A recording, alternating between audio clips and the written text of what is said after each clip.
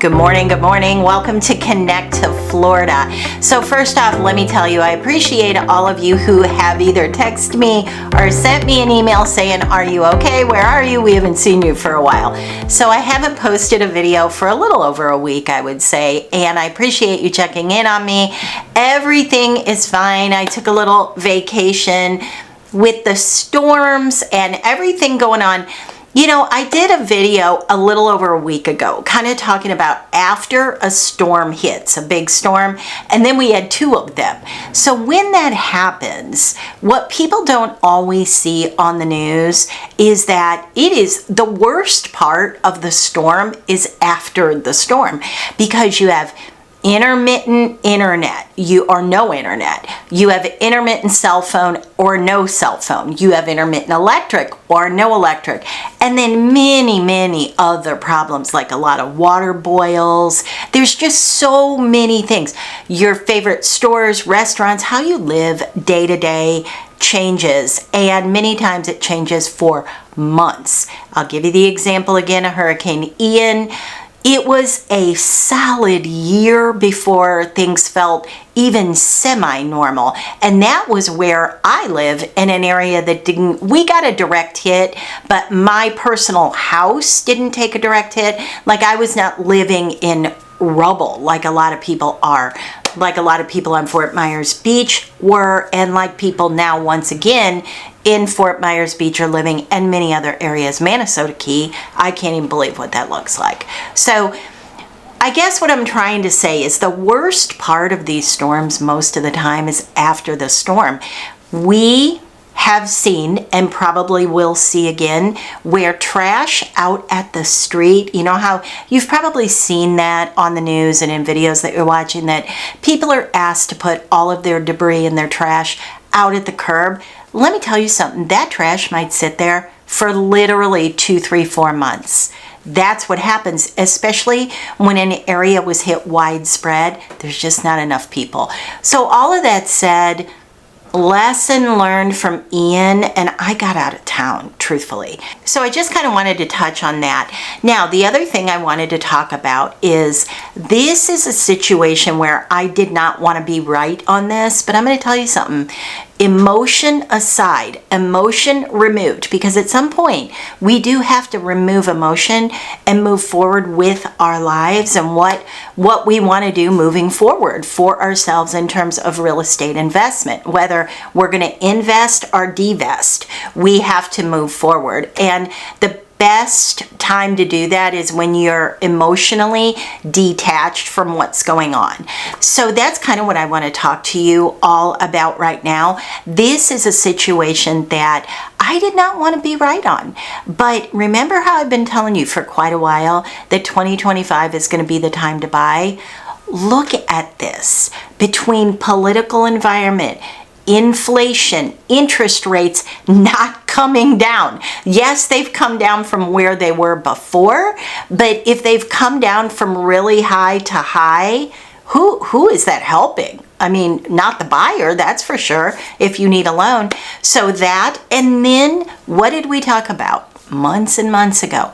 When the weather predictors came out and said that this was going to be a really active season with hurricanes, I said, if that happens, I'm telling you, 2025 is going to be your time to pick up the real estate that you want, because real estate is cyclical. That is just, you can judge what real estate's going to do by history, and also realizing it goes in cycles.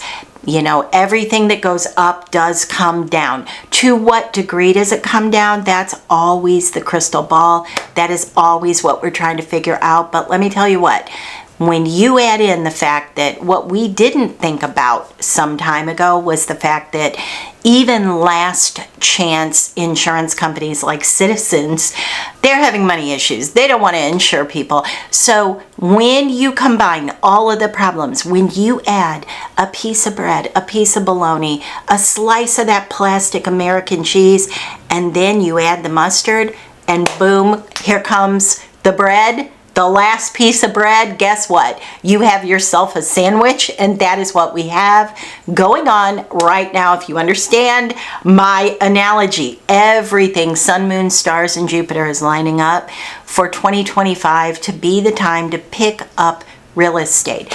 And right now, what you should be doing is getting to know the market. I say this on my videos all the time. I do offer consultations if you're interested in that, where we can do a deep dive specific to what you're looking for. If you pick up the phone and you call a random agent that you saw on the website that rhymes with pillow, trust me when I tell you their best interest is not with you. And that is why I do these consultations. Because do I charge for the consultation? Yes, I do. Why? Because nothing worth anything is free. Okay? I'm willing to pay for good advice. Hopefully you are as well. And if you're not, that's okay. You can always watch these videos. So just wanted to mention that. That'll be down in the description box if you're interested in doing a deep dive in your own situation. But for me, I think that 2025 is the time where everything is, you're going to see. Remember how I've been saying I don't think there's going to be a crash, but I think hole in the bottom of the balloon. That's what keeps happening. A little poke here, a little poke there. And eventually, as it deflates and deflates and deflates, you see it all of a sudden. It's that piece of rubber just flying around in the air. That's what I think we're going to have in 2025, because it's just too many factors. It's too many things that are trending negatively.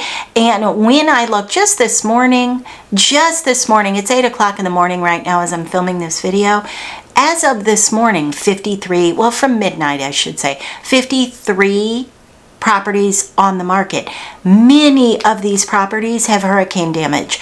So you might be thinking, why would somebody put their property on the market if they have hurricane damage? Well, one, they were either not insured or underinsured, or they have been victim of the game, the flood insurance game, where you think you're covered and you've been paying flood insurance all this time, and then they say, oh, we didn't mean that kind of flood, that you're not covered for that one. Oh, storm surge, that's not covered. That isn't covered. If you are living in Florida, you right now need to pause this video and go get your policy. Get your insurance, your homeowner's insurance policy, and your flood insurance policy if you have one. And you need to read every line of that. And you need to highlight anything that seems a little off or that you don't understand. And you need to get on the phone with your insurance company and say, explain this to me. If I get hit with storm surge, am I covered?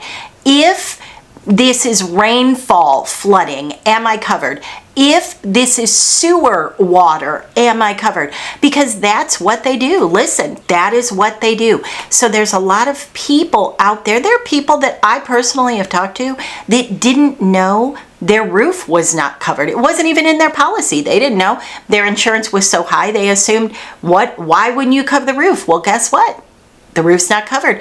And on a tile roof, you're talking about $60,000, $70,000 in today's prices. That's what they're charging people. Is that ridiculous? Yes. But is that what they're getting in Southwest Florida? Yes. So please make sure you get on the phone with your insurance company and understand everything in that policy. Write the person's name down. Let them know you're doing that. Because listen, there are people that were insured up to, I'm just going to give you an example of one that I know personally, insured up to $750,000 on their house, and the insurance company, even though their house is 100% not livable, sand in the home, water in the, it's an absolute loss. I don't know how you could salvage it, especially with the 50% rule with FEMA, that you cannot rebuild. If the house has a certain amount of damage, you can't rebuild. You have to scrape and start over. So that is what these folks were told. So on their policy that they thought they were covered in full up to that amount, you know what they're going to give them? $236,000. They can't get anything. And you have no repercussion, no ramification, nothing you can do. So a lot of those people are putting their properties on the market. Will there be something that can work for you? Probably, possibly. And it isn't just that. There's those folks, but it's also people that are just done. People that are like, I am finished. I am never vacating my own home like this again. I am never going to play the waiting game. Is the hurricane going to turn to the right or go up north, or is it going to fizzle out, or is it all of a sudden going to pick up steam like a locomotive? I'm never doing it again. I'm 70 years old. I'm done with this. I will find a beautiful lake. And I will retire there. I can live with the seasons. Or maybe you go inland. Now, you might say, well, yeah, go ahead, go inland and you'll probably get hit by a tornado. But here's the thing. Tornadoes, they pop up, and the likelihood, when you think about a tornado, can it devastate an area? Yes, it absolutely can. But a tornado is much smaller, usually, than a hurricane, and it doesn't go for days and days and days and days. I'm not saying a tornado is okay, because it absolutely is not. But look what happened. With the hurricane came all of this the pre-hurricane is what did so much incredible destruction across the state and over onto the other coast. People were not prepared for that. They thought, okay, I'm on the east coast of Florida. Maybe I'll get hit over here as a category 1, but I can deal with that. Well, no. All of a sudden, all these hurricanes popped up as sort of a precursor to the hurricane. So I guess what I'm saying is, if you still want to live in Florida, which is fine and good, and there are going to be a lot of people that do, make sure you're doing everything that you can to buy a home or protect your home against these things that we now know. Wow, it can get really bad, and it can go back to back. And listen, there's another one in the air right now.